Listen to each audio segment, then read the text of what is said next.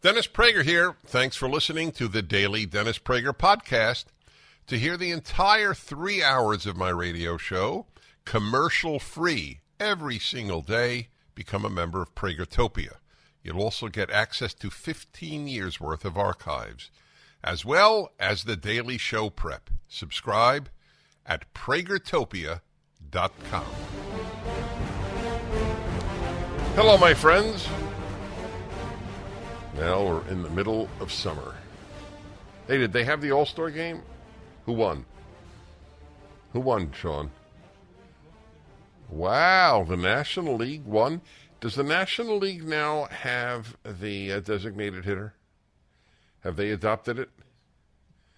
Maybe that's the reason. They got used to using that. I mean, it's just speculation. I don't like the idea. The whole point of baseball was that the pitcher, who almost never knows how to hit, was a Wednesday night was last night. Okay, you're driving me crazy, but it was not intentional. The whole point of baseball was that the manager and the team had to figure out a way to decide, do we keep the pitcher in or not? Since every player in baseball must bat as well as field. And then they knocked it out because they thought the fans want to see more home runs. It was not love of baseball. It was love of revenue that the Major League Baseball changed one of the most important aspects of the game. And it is just typical. It's hard to find an institution that asks what is best for the larger entity, whether it's America or in this case baseball. What is best for it? They don't ask that. See, that's why I saw some internet place that cited me. Dennis Prager, all his life, has been saying that there is a question to be asked. It's the most important question. How does society make good people? Because you chip away at its foundations one by one by one by one, and people don't react. A lot of fans even like the rule. But, oh, good, the pitcher could stay in, and we just have a guy who does nothing but hit. That's just great. It's fun. What's better? There's an article today, actually, that sort of represents exactly what I'm saying in the Telegraph in Britain. Couples who decided dual income and no kids, too good to give up. Britain isn't having enough babies, and now the state pension is under threat. Yes, that's exactly right. Who's having babies in the Western world? It's disproportionately religious people, religious Christians and Jews, and for that matter, Muslims. Religious people are having babies. But hey, religion doesn't make people do anything better. Nah, who needs religion? I have me. So people don't ask what's better for society. They ask what's better for themselves. Every aspect of life, but they're all, as I said, small, so they don't alarm people. I've spoken about the question of how people dress in public all of my life. And by the way, in this regard, religious people are generally not any better. God doesn't care what you wear to church. Many wonderful people have called my show over the course of decades to tell me that. God doesn't care. I don't even understand the notion. God doesn't care what you wear to church. Really? Well, maybe we should care. People, why did people dress up in the past?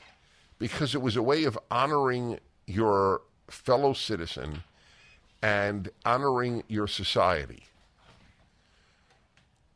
But In other words, it represented the larger question, what's better for not me?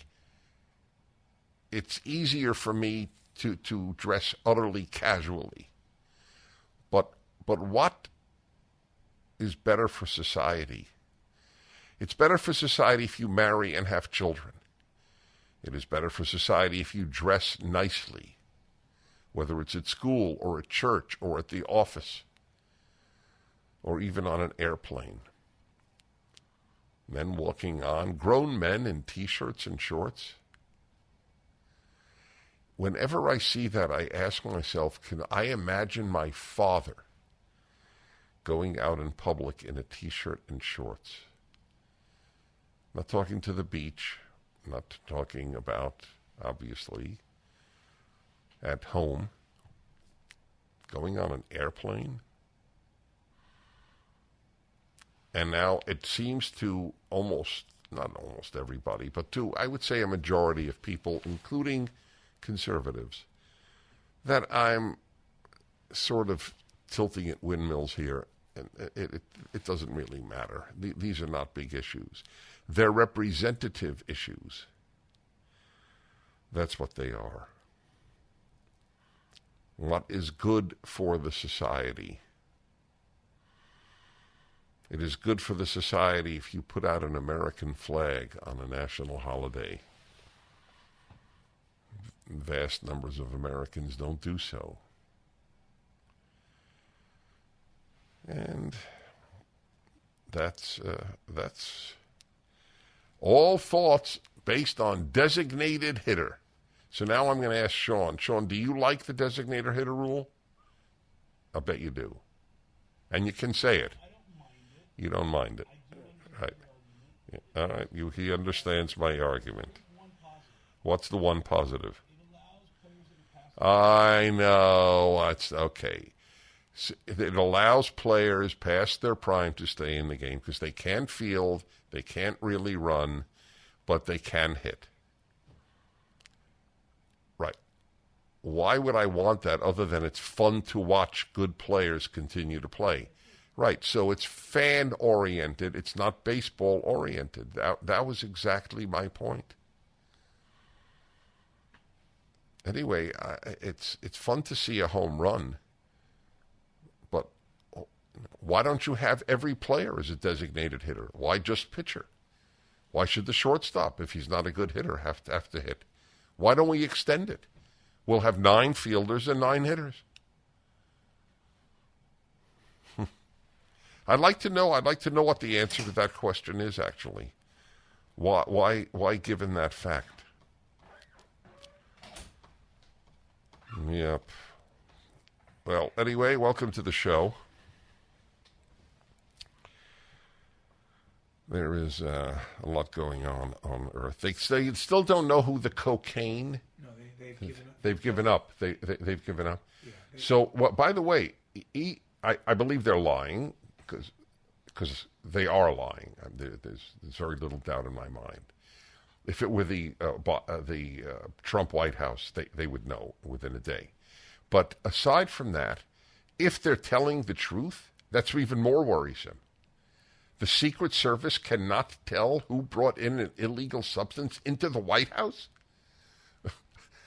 So I'm supposed to derive some comfort from that? Every institution has deteriorated, shall we say.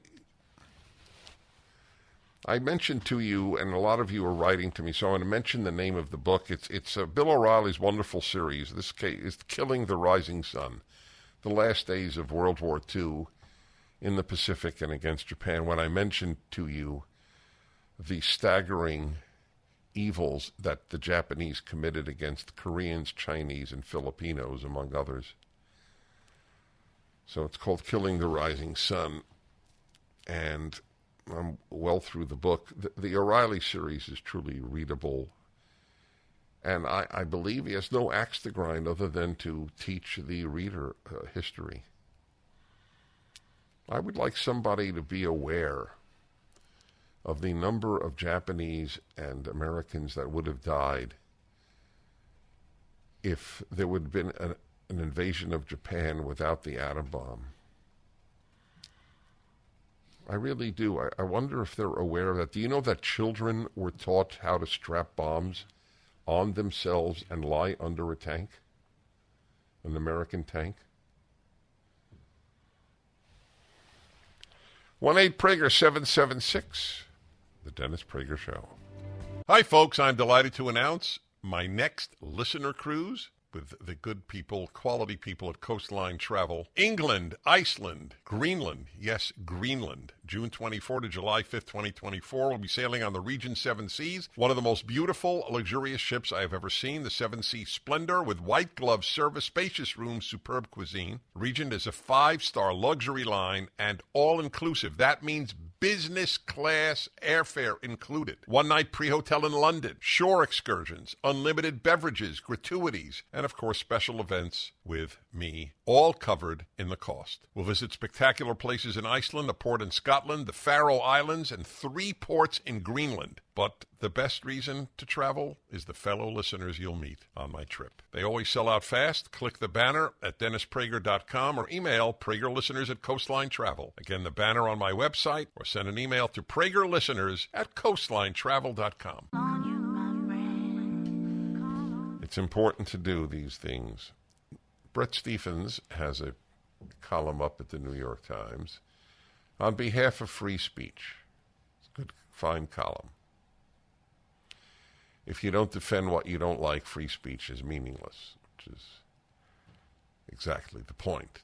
That's why it's very scary how the Democratic Party, like all leftists since the French Revolution, suppress free speech. It's the first thing they do. To give you an idea of how bad it is, even among liberals, but not nearly as much as among leftists, you know what I do often? I look at the comments on any given article, not just my own, any given article. And then what I click on in the New York Times is readers' picks. Or in other places it's popular. I click on that. You can click on newest, oldest, most popular. I believe those are your 3 choices. I click on most popular. I want to see what other readers like. So listen to the most popular comment on the New York Times Bret Stephens column defending free speech.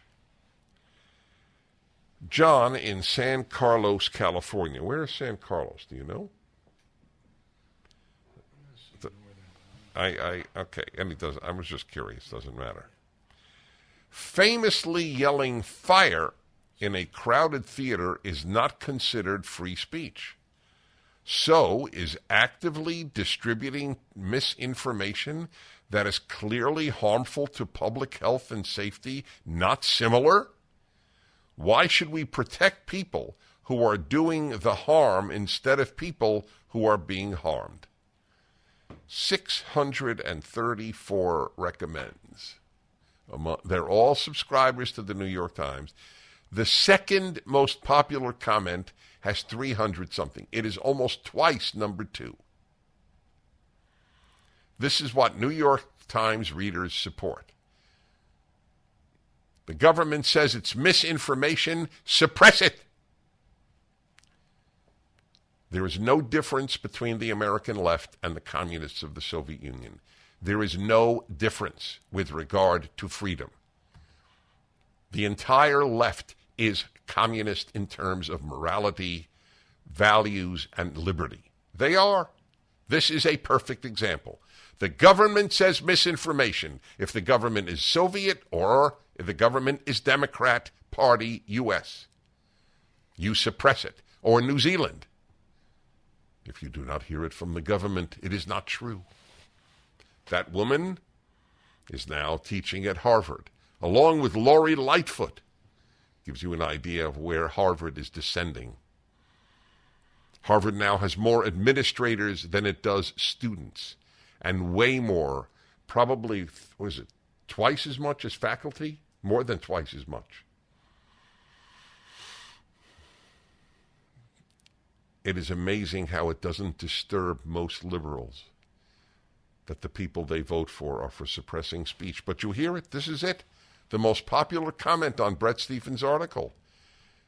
If you spread misinformation, like what, for example, what did he have in mind?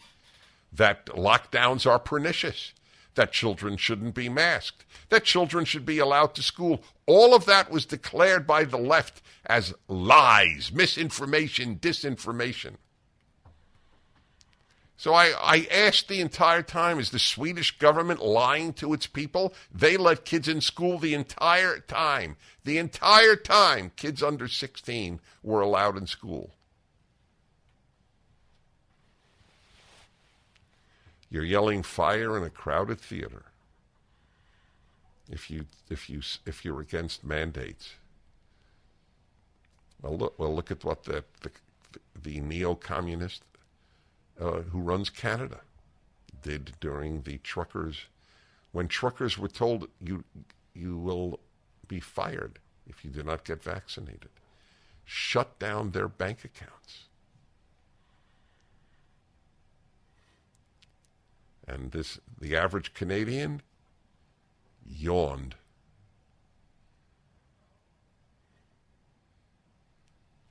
The human species is not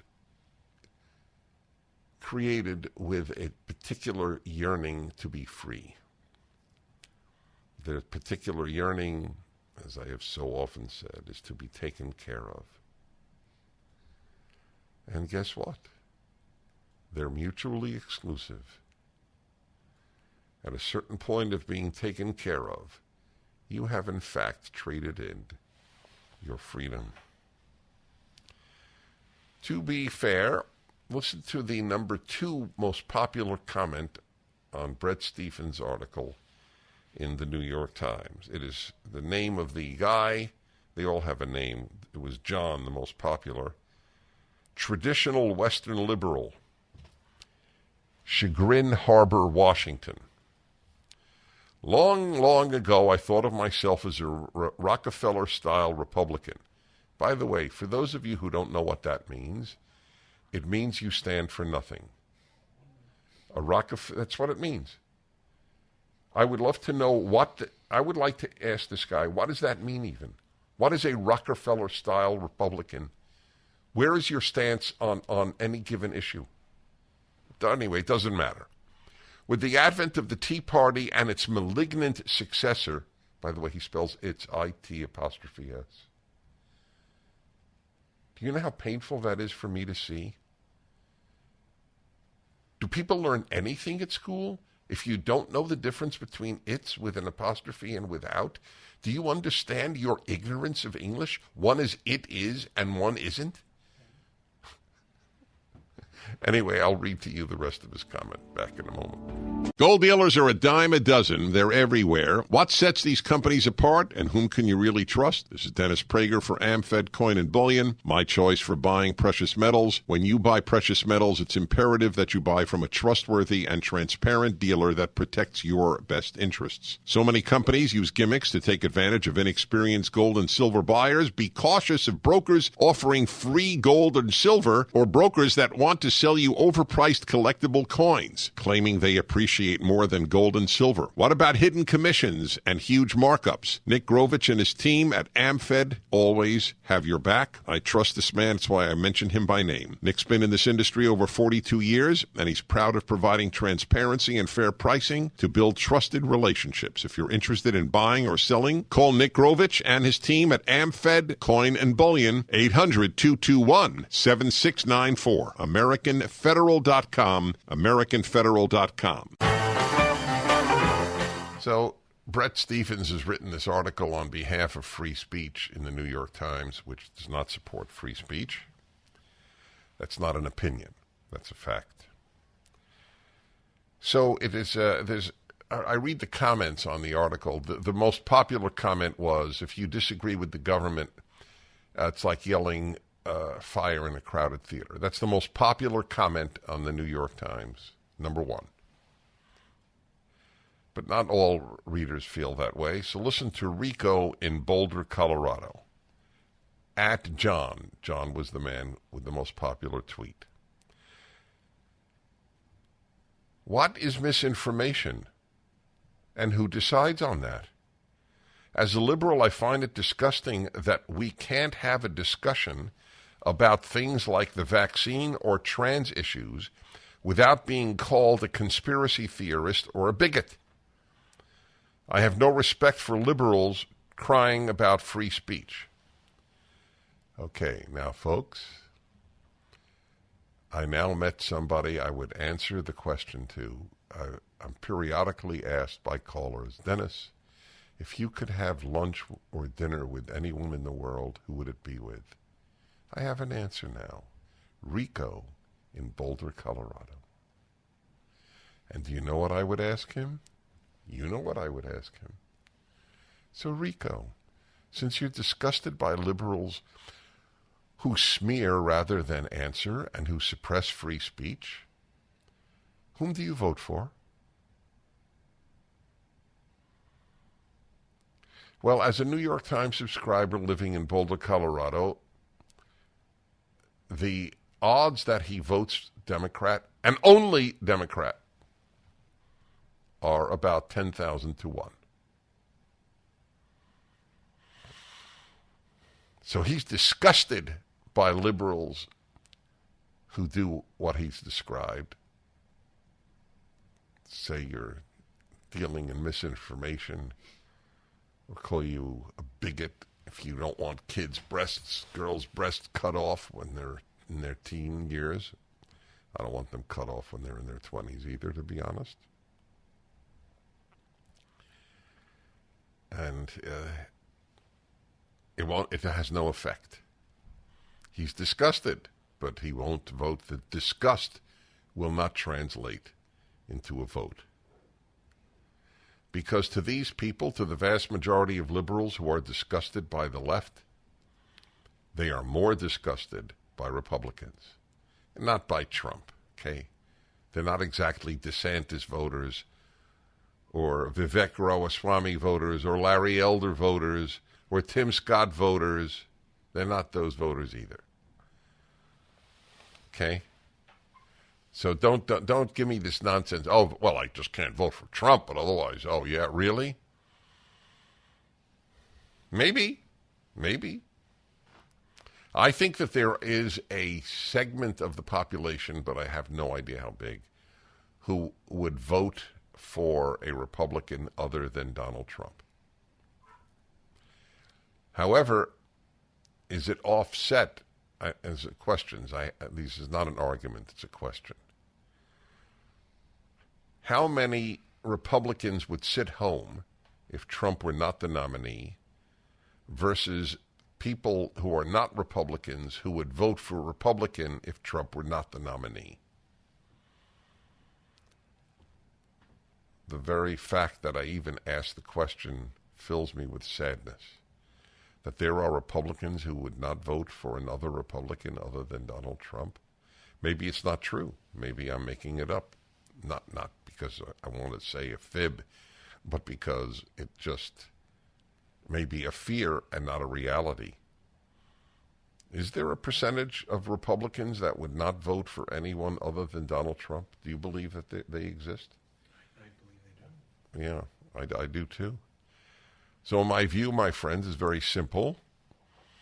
I have an equal amount of disrespect for the never Trumpers as for the only Trumpers. Neither asks what's best for America. One asks only how do we get rid of Trump, and the other asks only how do we elect Trump. And I thought he was a great president. For the record, as you may recall, my passionate defense of him for 4 years. 1-8-PRAGER-776, we return.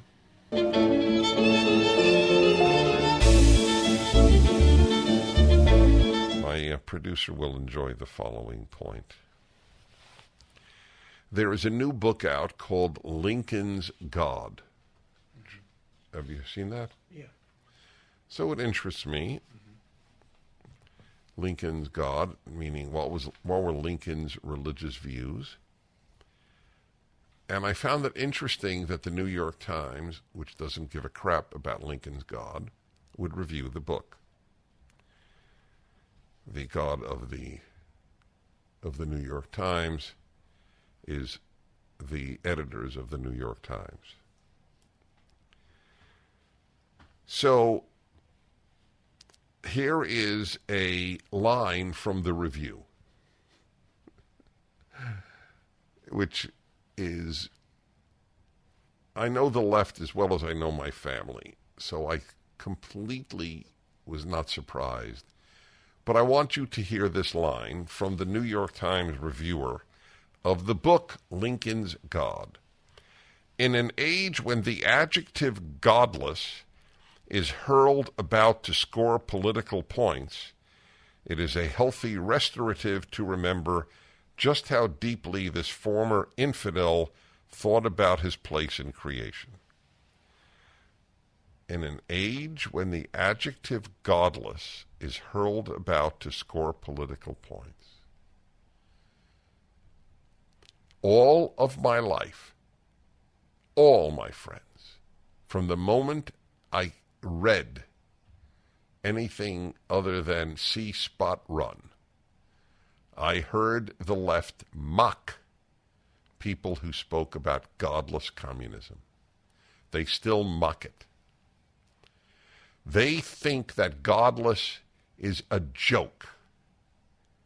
That anyone who uses the term, as the writer in the New York Times writes, that's what he thinks. In an age when the adjective godless is hurled about to score political points, that's why people use the term godless, to score political points.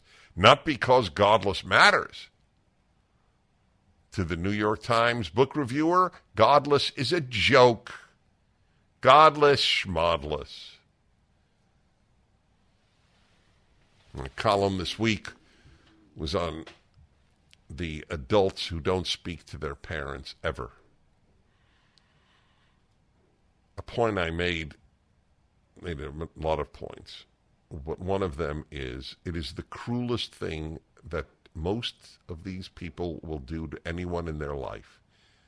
They will never match the cruelty that they exhibit by not speaking to a parent.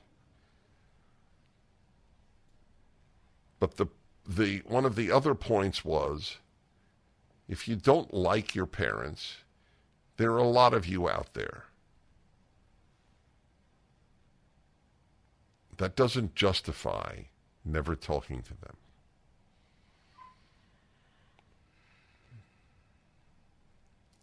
Those of us who believe that God said, honor your father and your mother, the fifth of the 10 Commandments, do not ask, do we like our parents? That's it. We can ask it, but it has no effect on whether or not we observe the commandment, which at the very least means do not inflict the greatest possible cruelty you can on a parent, never talking to them. I think that to a certain extent it is worse than your child dying.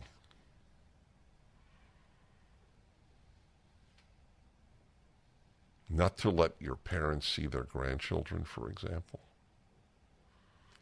Unless your parent is a horrific, sadistic child abuser. That's about as cruel a thing as a human being can do and not get arrested. So does Godless, dear New York Times reviewer, Godless really is a joke? It's thrown around for political, what is his word? To score political points. Oh, really? You know why he thinks that? Because he's a New York Times reviewer. And they think that godless means nothing. The death of God to them is a political scorecard. That's it. That's all it is. It doesn't mean anything. The shallowest institutions of our society are godless. They're called universities. Do you know of a more shallow intellectual institution than the university? Can you name one? Do you know that I'm testifying next week in the Arizona State House? Are you aware of that? No. Yeah? I won't be on Tuesday. I will be in Phoenix. I'm testifying on Arizona State University's lowlifes,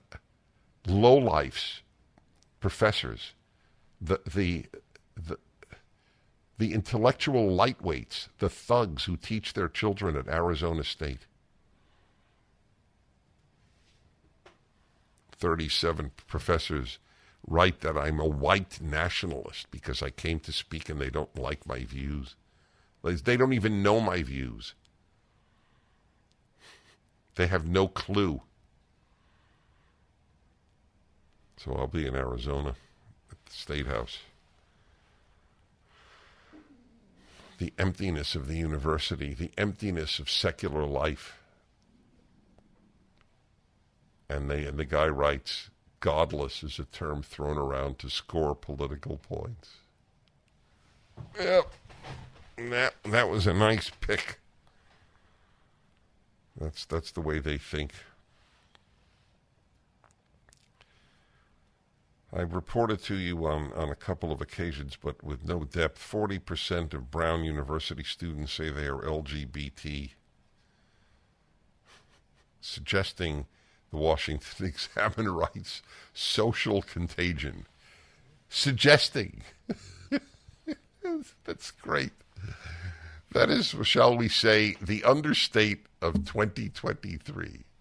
Suggesting social contagion. Right. We've gone from 3% to 40% in a couple of years. You think it's social contagion? New survey data from Brown University student newspaper provides further evidence that this is social pressure. Back in a moment. Just when you thought it couldn't get any better, Mike Lindell with MyPillow is launching the MyPillow 2.0. When Mike invented MyPillow, it had everything you could ever want in a pillow. Now, nearly 20 years later, he discovered a new technology that makes it even better. The MyPillow 2.0 has the patented adjustable fill of the original MyPillow, and now with a brand new fabric that is made with a temperature-regulating thread. The MyPillow 2.0 is the softest, smoothest, and coolest pillow you'll ever own. For my listeners, the MyPillow 2.0 is buy one, get one free offer with promo code Prager. MyPillow 2.0 temperature regulating technology is 100% made in the USA and comes with a 10-year warranty and a 60-day money-back guarantee. Just go to MyPillow.com and click on the radio listeners square to the buy one, get one free offer. Enter promo code Prager or call 800-761-6302 to get your MyPillow 2.0 now. Hello, everybody. I'm Dennis Prager. Do you know, for years, I would do one show a year on a subject about which I am very passionate, adoption, and it was about blood as well as adoption.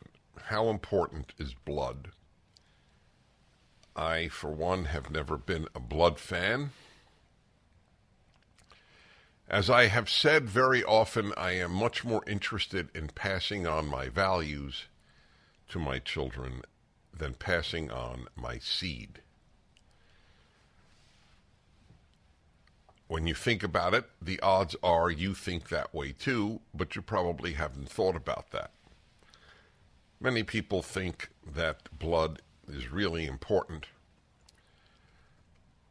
What do they say? Blood is thicker than what is the... Than what? Water. Than water. What does that even mean? Blood is thicker than water. That we value blood more than we value water? Yeah, but you can't live without water. It's a little absurd. Blood is thicker than water. Okay, that I think that's died. You don't hear that anymore, and it should be buried. Blood is thicker than water. Okay, doesn't matter. So I've been making the argument for decades, the importance of adoption, the beauty of it, the importance of it, based on my belief that it doesn't really matter. The blood issue is quite overrated. Anyway, the blood issue is very problematic in and of itself. If you have a biological child, and for the record, I have one of each. If you have a biological child, it's only half you anyway. There's no such thing as a full biological you, unless you're cloned, in which case it's theoretically you. So I have a question for you, and I've never actually done this. I've always been, when I've talked about the subject, advocative of adoption. That, incidentally, is certainly relevant to the abortion issue. Giving birth and enabling the child to live and to be loved by another couple is about as beautiful a thing as a human can do. But the issue I want to raise with you is this. If you are adopted, or you have adopted, I'd like you to call in and tell me how that has worked out for you. 1-8-PRAGER 776-877-243-7776. I have no preconceived notions. I'm simply asking a question. How has it worked out for you? If you adopted a child, or if you yourself were adopted. Incidentally, that should be further refined, because it's not the same thing when you are adopting a newborn and adopting, let's say, a 5-year-old. You have no idea what happened the first 5 years, which may have figured in to what made the person who he or she is. So I think I was going to say I think I should confine the calls to adoption at birth, but I won't. However, I will always ask you, at what age was the child that you adopted, or at what age were you adopted? How has it worked out for you? People who cannot conceive, for whatever medical reason they cannot conceive, I don't know what percentage, but a certain percentage of people will not adopt a child and would prefer not to have a child than to adopt a child. They are afraid of how the child will grow up. Is there a greater percentage of troubled adopted children than biological children? It is a subject that is filled with emotion. 1-8-PRAGER 776. I'll take your calls after I tell you an anecdote. Happened on the show in one of the years that I did my annual values over blood issue, pro-adoption arguments, and a man called up and he said, Dennis, I always agree with you. I don't think it was in almost, except in this case. And he explained that his parents were Holocaust survivors. Their entire families were murdered by the Nazis. They both the parents had children, and all their children were murdered. I am their only blood relative. Do you understand why blood might be important, having heard my story, Dennis? So I was very moved, obviously. And then I said, I'd like you to call your parents after we hang up, and I'd like you to ask them this question. Since obviously your parents are Jewish, ask them, would they prefer to have a blood/biological child who wanted nothing to do with Judaism or Israel or being Jewish, or an adopted child who wanted to carry on the faith? And he didn't have to call them. The answer was self-evident. So even to people who had had their entire families erased from the world, it was obvious that values are more important than blood. But that doesn't mean it always works out, whether it's for you or as an adoptee, or for your parents, or for the parents who are adoptors. Okay, let's see. So let me say to Leslie in Palos Verdes, California, please call in the next hour. I would love to take a call, but it's not about this subject. So please do call next hour. And likewise, let's see, Lee in San Bernardino, California. So, folks, I'll remind my screener, we're only taking calls from people who were adopted or who did adopt. How has it worked out? And my agenda, when I do this, my agenda is just to learn.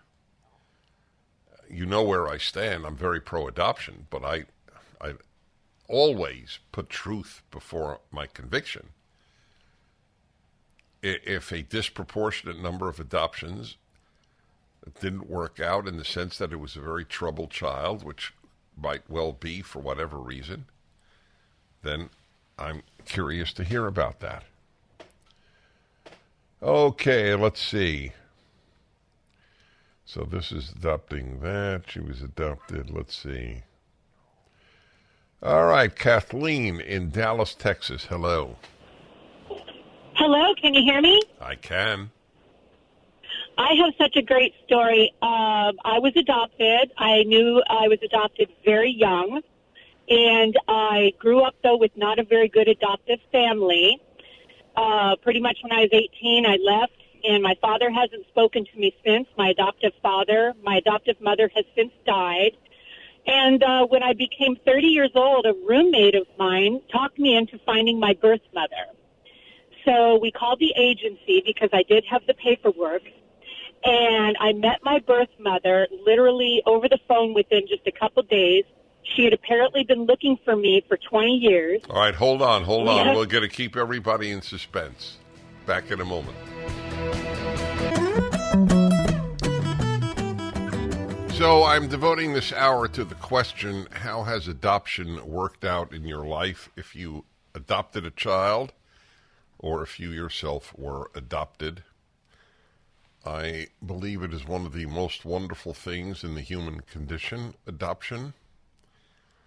Child needs stability, love, family, more than a child needs blood. Okay, Kathleen, back to you. So you didn't have a particularly wonderful family. They adopted you at birth. You were adopted at birth. Is that correct? Yeah, I was about 3 days old. Okay. And so it was right from the beginning. My parents adopted myself and my older sister because my adoptive mother, couldn't have children.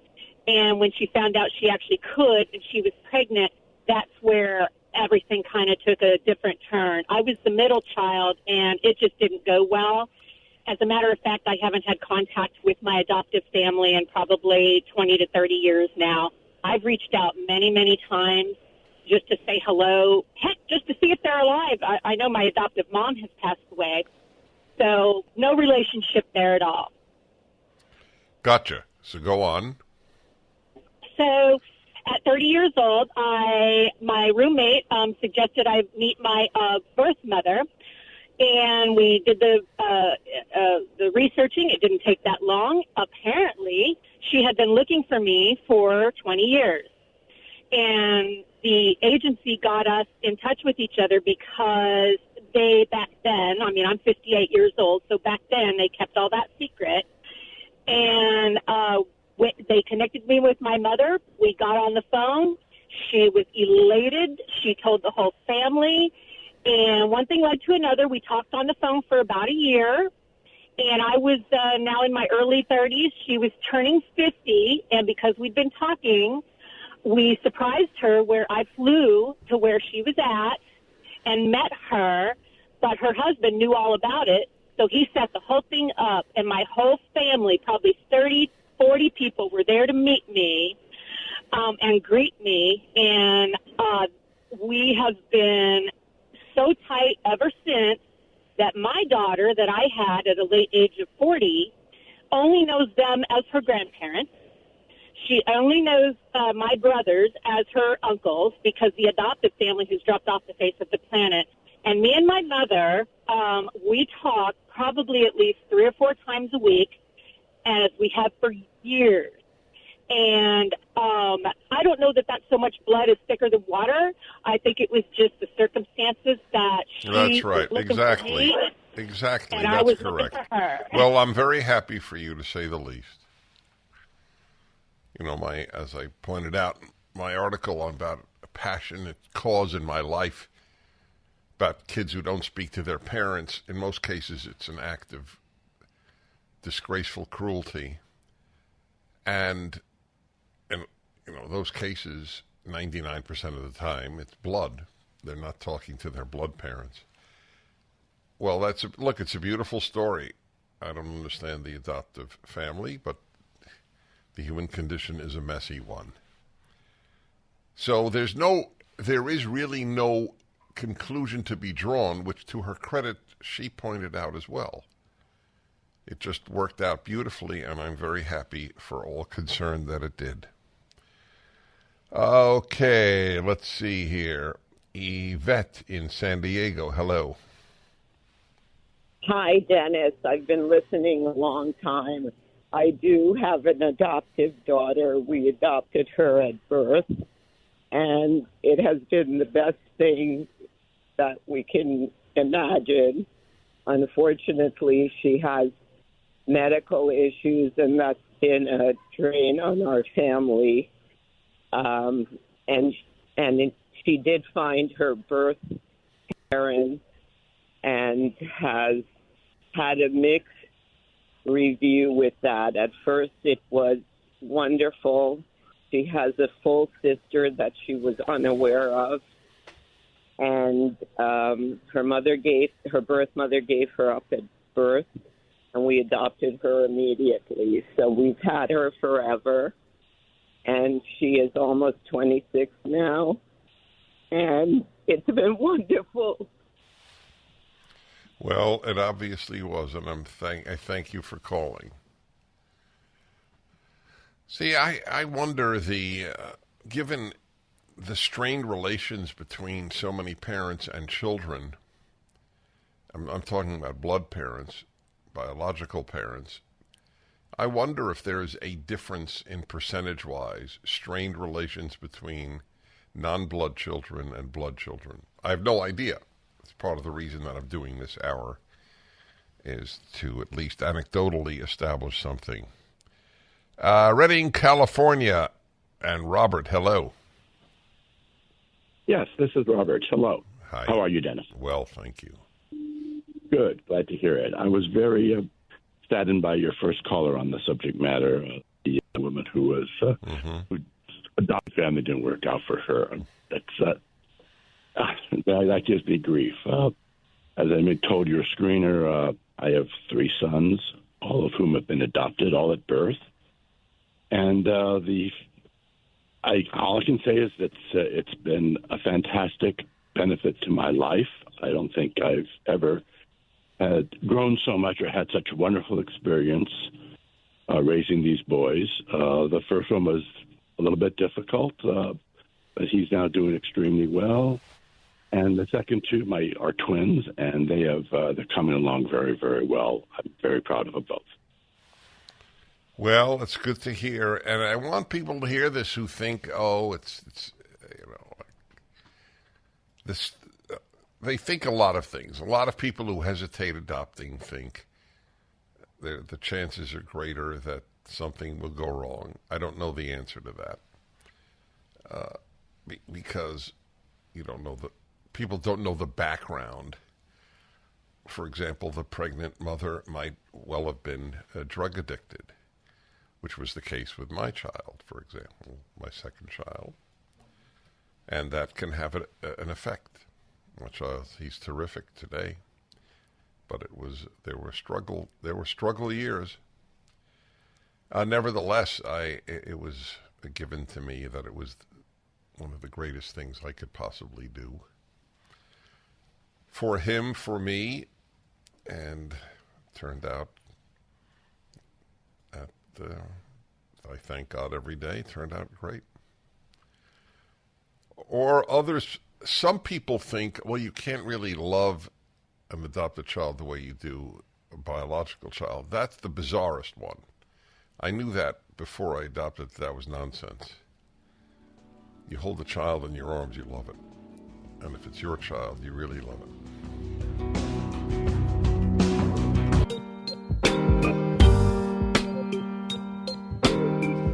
Adoption is the subject. Were you adopted? Did you adopt?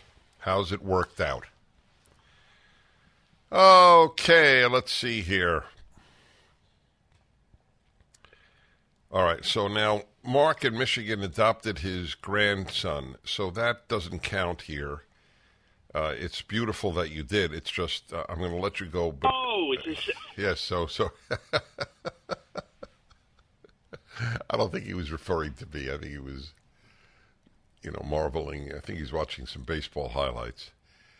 But as it happens, so that's not what I'm referring to. Where you're adopting blood is not what I'm looking for. Where it's non-blood.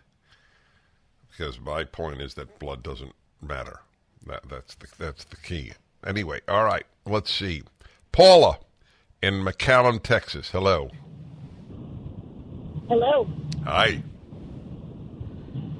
I have 3 adopted children that are now grown. We adopted all 3 of them at birth miraculously, and I cannot imagine loving anything anymore.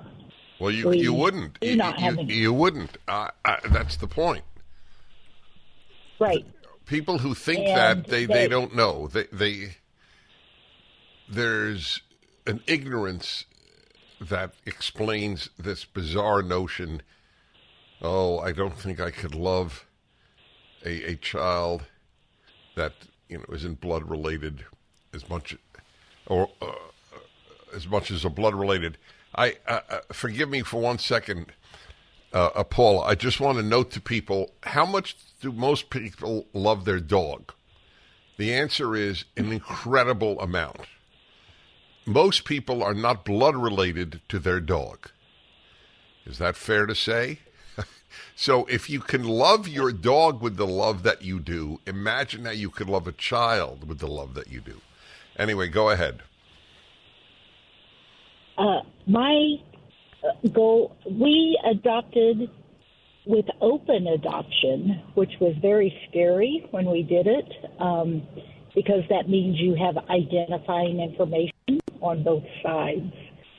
I came to know my birth mothers, especially in those early days, and what tremendous sacrifice they made. And so I want to shout out to anyone who is brave enough to place their babies for adoption, because it is probably the most sacrificial, loving thing that they do, maybe in their lifetime. I came to love them. I never wanted my children to know the day they found out they were adopted, nor did I ever want them to remember the day they met their birth mother.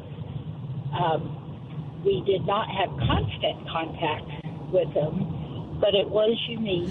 And with adopting all three, I've actually realized how much genetically they reflect their genetics, no matter what the upbringing. You mean temperamentally or physically? Temperamentally. Their makeup of a lot of preferences that they have, personalities that they have. You know, I no longer can say how much is environment and how much is genetic, because they both play a powerful. Yeah, I always say they're both 100%. I'm with you. But I come down, well, I was going to say I come down on the side of nurture. I mean, if you look at what I reported last hour, 45% of Brown University students say they're LGBTQ. That's not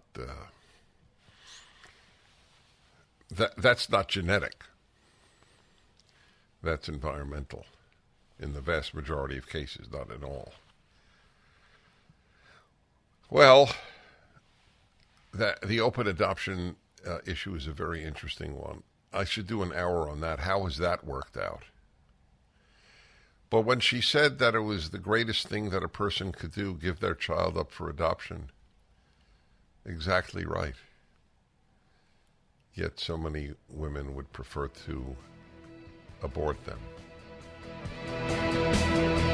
A blue sky, we gonna fly, feel old rain.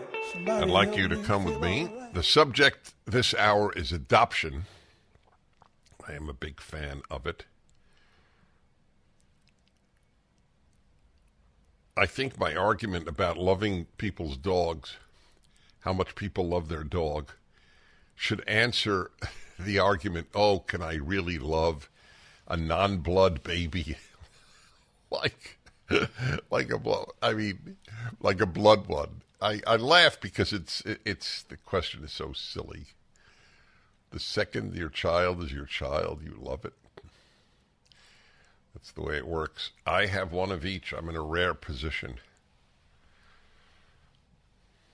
So I can tell you how true that is. All righty, let's see here. Let's get an adoptee. Yep, Jeff, Palos Verdes, California. Hello. Yes, sir, Dennis. Can you hear me? I can. Big fan. First of all, a little nervous. I've never called in. Oh, but, well, that's understandable. You sound great, though. Go ahead. So, anyhow, my story is my sister and I were both adopted from Richmond, Virginia, probably at the age of 3 to 5 months. And then and my parents are my parents. You know, I mean, they're not blood, but, yeah, and at some point in my late 20s, maybe, I did a hard-pressed search for them. My sister had no interest to look for her biological, who are different than my biological. And I did, and my dad had saved some information, a copy of the live birth certificate, which was sealed and vaulted for Virginia state law at that time. But I ended up going to the Home for Unwed Mothers and spoke to a lady across a desk who I was later convinced knew my biological mother, but for certain laws and restrictions, she could only spoon-feed me the information. I got to a certain point where I was very close, but then got a call from my dad, who he was indifferent to me finding her, my biological mother at that point, and said, your mother does not understand why. It can't, grasp the concept of what, and is hurt. And that was it. For me, Oh, that's fascinating. That's fascinating. You stopped the search because it might hurt the parents you love. Yeah. Yeah. So, it's a very touching story, actually. and shows the bond you had with them. With regard to my child, the one who was adopted at birth, much later in his 20s, he was curious to meet his birth mother, and they did, and there's nothing to report. I was like your dad. I was indifferent. I didn't encourage it, and I didn't discourage it. I wanted him to do what he wanted. That's great. And it turned out to be, I don't know if nothing burger is the is the appropriate term. Well, yeah. No, I understand what you're saying, and in my case, the only reason I really did want to seek that out is because my parents, my biological parents, that is, had given me so many opportunities living overseas, all over the world, in the Middle East and in Africa, and moving every 2 years. They gave me experiences that I would have never had before, possibly, say riding horses and playing the piano, and all these things I was allowed to do because they had the ability to afford them for me. And I was a natural at doing certain things, and I couldn't understand why. And then there were other parts of me, bad parts of me, that I think that I couldn't understand either. And as I did that dig, and I listened to that lady at the home for unwed mother, she knew certain things about my dad. He went to Vietnam and was drafted. He was a little bit of a pool shark, a card hustler in a certain town in the mountains in the Blue Ridge. My mom, her parents, rode horses. They farmed tobacco and raised horses. So there were certain things that I could understand, DNA, that I got from that meeting, and that was enough for me. Fascinating. To then pump the brakes. Well, you're a good man. You really are. I really enjoyed hearing from you.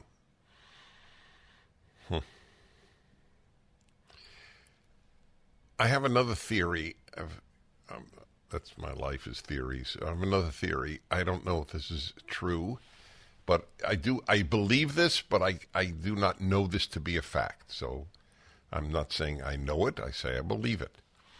I believe that despite what you just heard, more often girls will go on a search for birth parents than boys. Because I think girls have an instinct that who carried them was important, whereas boys don't carry. They don't think in those terms. I think that that's accurate, but as I said, I can't prove it. I also ask myself, if I were adopted, let's say my parents had said to me, let's say when I was 20, Dennis, we just think you ought to know that you were adopted at birth. So there's no way I could know how I would react. My instinct is that I would have thought, that is really interesting, and then continue doing what I was doing. It's just a suspicion. There was no possible way I could know. Would I go on a search? If I did, it wouldn't be for love. It would be, or human connection. It would be out of sheer curiosity. If I did. So I think about it. I want to repeat what I said before the last break. That is a major act of goodness. If you're pregnant, not to abort, but to give to people to love. How can anybody argue against that? We shall return. Hello, everybody. Dennis Prager here, and doing an interesting, I don't know if the word experiment is right, but I guess it's right, with Julie Hartman with me on the third hour of shows now. And I have been loving it. Julie and I do a broadcast called Dennis and Julie each week, which is as wonderful a broadcasting situation as I've ever been in. it brings out parts of me that I'm very open, and still it brings out so much more. Anyway, it's really the show, but now, at least this hour with Dennis and Julie, but different from the podcast. So, hi, Julie. Hey, Dennis. Shalom, I should say. Yes, Julie loves to say shalom. Do you know how I know when I am... This is going to crack you up, Julie. I'm going to crack up almost everybody listening. So how do I know if I'm talking to a Jew or a non-Jew? If they say shalom, it's a non-Jew. Well, you got it right with me. Exactly. Well, yeah. Well, shalom. If you're Israeli, it's said. If you're not Israeli, then the non-Jew rule that I just said applies. But in Israel, that's people who speak Hebrew will, of course, say shalom. It's hello, it's goodbye, it's hello, it's peace. Peace. And some people think it also means broccoli quiche. Yeah, it's very odd. I'll have my shalom, please, with some garlic bread. Okay, you know what? I'm telling you, I flip out in her presence. It's troubling. It is troubling. So anyway, on a totally serious note, so listen to this. One of my least favorite Americans. It takes a lot for me to dislike you. There are people I'm not fans of, but Megan Rapinoe, the soccer player, I can honestly say I have deep disdain for that woman. I think she is a blot in our society. So the latest is Megan Rapinoe backs male athletes competing against women and slams transphobic critics. So here is a woman in women's sports who is undermining women's sports. And so why am I even raising this? Because she is of no interest to me. She's a very big U.S. women's soccer star. I can't say I root for there are a lot of teams I find it difficult to root for. My own Los Angeles Dodgers, I find it hard to root for because values are more important than those things to me.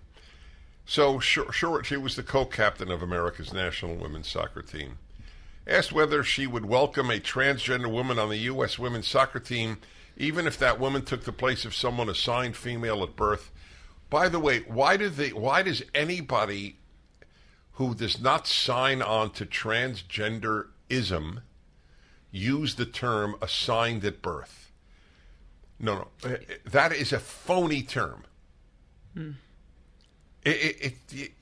I was not assigned male at birth. I was born male.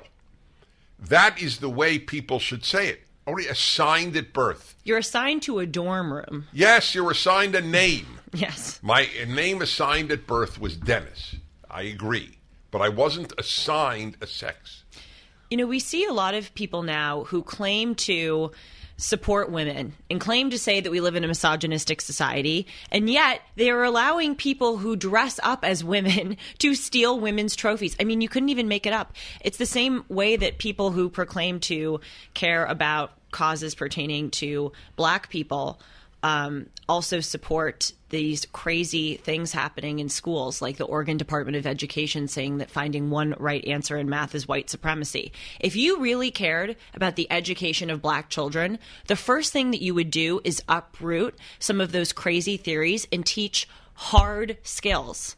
But as you say, Dennis, many of these individuals just use the group name to get themselves in a position of power. That's right. They don't care about the things that they claim to. Right. Like, I learned that because of my study of leftism. Communists didn't give a damn about workers. Right. They spoke in their names.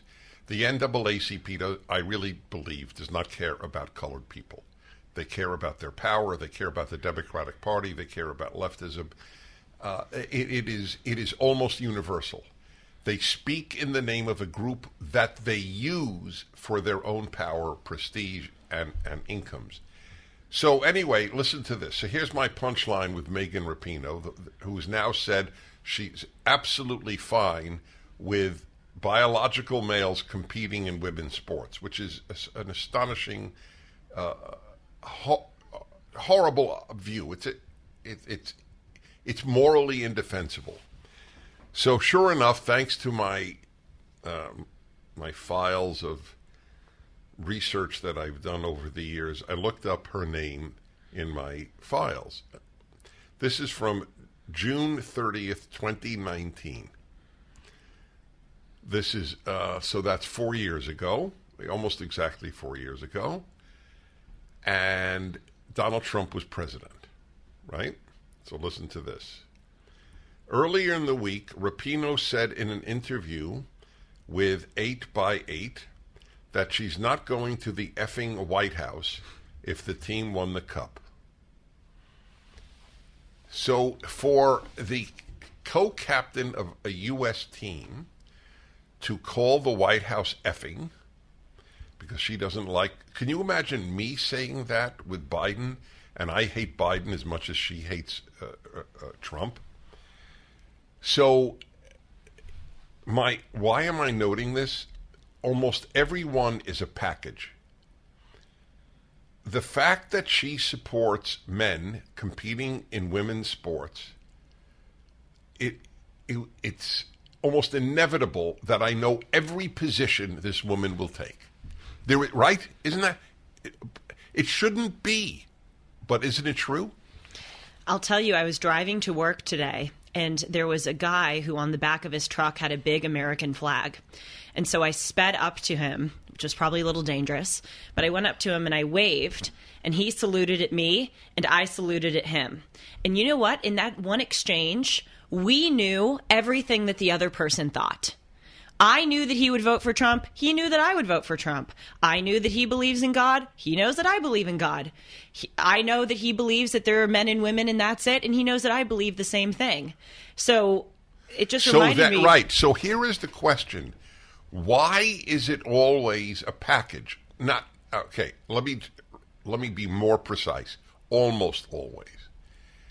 So I know Megan Rapinoe's position on capital punishment. Yes, you right? do. I've never heard her even hint at it, but I know it. Well, because now we're so segregated and so different in our political beliefs that if you have one belief, then it is assumed that you have a whole host of others. Right, but why does it go that way? And by the way, this is not a rhetorical question. I am curious why, if you listed 10 subjects, I'll bet you I could predict Megan Rapinoe correctly on 9 of the 10. And just knowing that she thinks that men should compete against women in women's sports. I know, capital punishment, socialized medicine. What does that have to do theoretically with socialized medicine, right? Well, so why does it always go... Do you have a thought? Because I have been struggling with this. Nietzsche would say that we are all herd animals, and he may be right in this case, that there are few people today who really have nuanced opinions, who in some ways may agree with conservatism, in some ways may be liberal. Increasingly, we are just seeing people who are segregating into one camp or the other. So I think it's the death of nuance. Right. Is it the death of nuance? Well, then you could say the same for me, because you, knowing my position on the transgender in women's sports, you could predict, am I a herd? Am I part of a herd? I actually think, Dennis, you have a lot of opinions that people wouldn't expect you to have.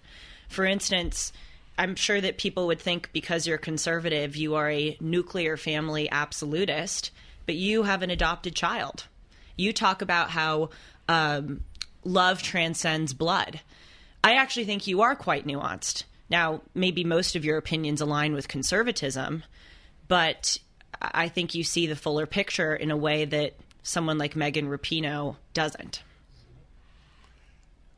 So I agree with that.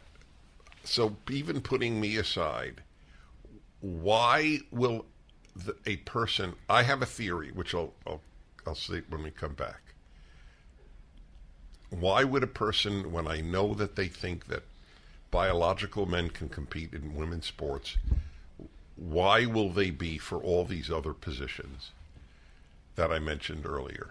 I have a theory. When we come back with Julie Hartman, Dennis Prager.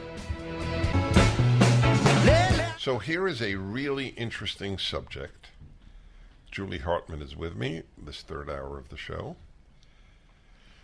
So Megan Rapinoe is the former co-captain of the American national women's soccer team. And I remember having great contempt for this person, which made it impossible for me to root for the women's soccer team, which is painful for me not to root for an American team. It's painful for me not to root for the Los Angeles Dodgers.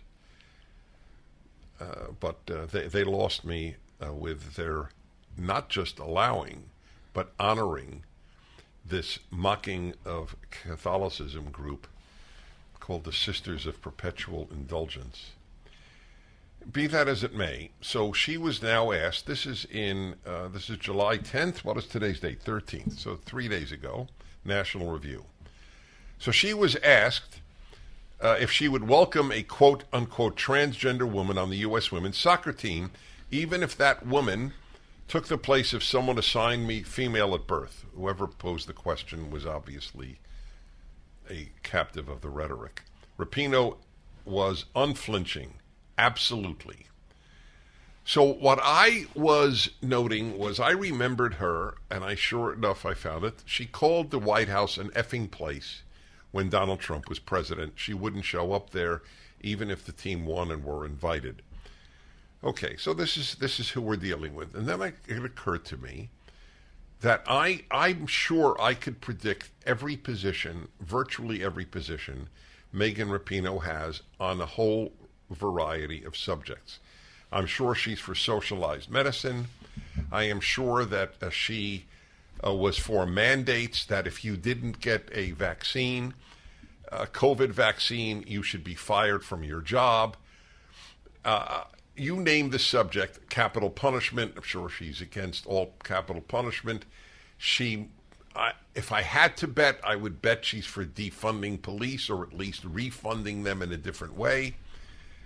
Now, and so the question arose, why is that? So Julie offered the thought that people think in herds. I think that is truer on the left than it is on the right. The divergence of opinions on the right is quite extensive. But I also think that there is something consistent. Anything that gives the state more power, they seem to favor. Therefore, mandates on vaccines and so on. And anything that overturns traditional values. Yes, you're right that is the through line. I would also say, though, that the reason that there's more nuance on the right than on the left is because cancel culture isn't on the right. It is very much on the left. For instance, I've said on this show probably a dozen times that I'm very conflicted on the issue of abortion. I really do understand both sides. Now, am I a abort at 9 months type of thinker? Absolutely not. I believe that there should be a date at which it is not allowed. That being said, I don't know really exactly where I fall. I feel totally comfortable saying that in your presence. I feel totally comfortable saying that on national radio on a conservative program because I know that nuance can live on the right. You will not cancel me for saying that. Key. On the left, if you do not march in lockstep with leftist opinions, right. Yes. You are out of the party. Okay, that's really important.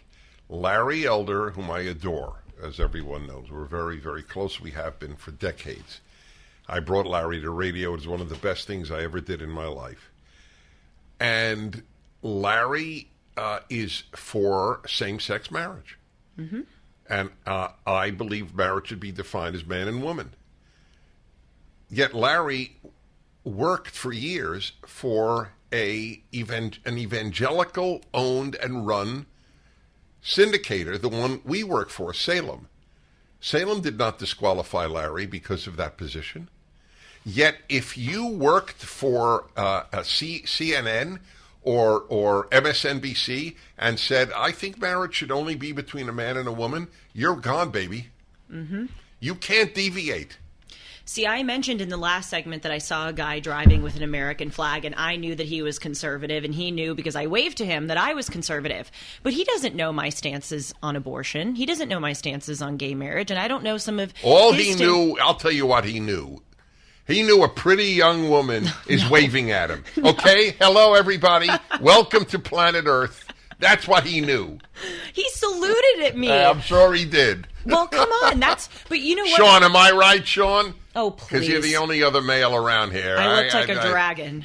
I looked like a total dragon Who looks this like morning. a dragon? You look like a dragon? Yes, I didn't have my makeup on. It was a disaster. Yes. But She doesn't know men. You think he was thinking, she doesn't have her makeup on? I'm looking at your dear colleague here, and she's totally on board with me. Okay, go ahead. Trust me, he noticed.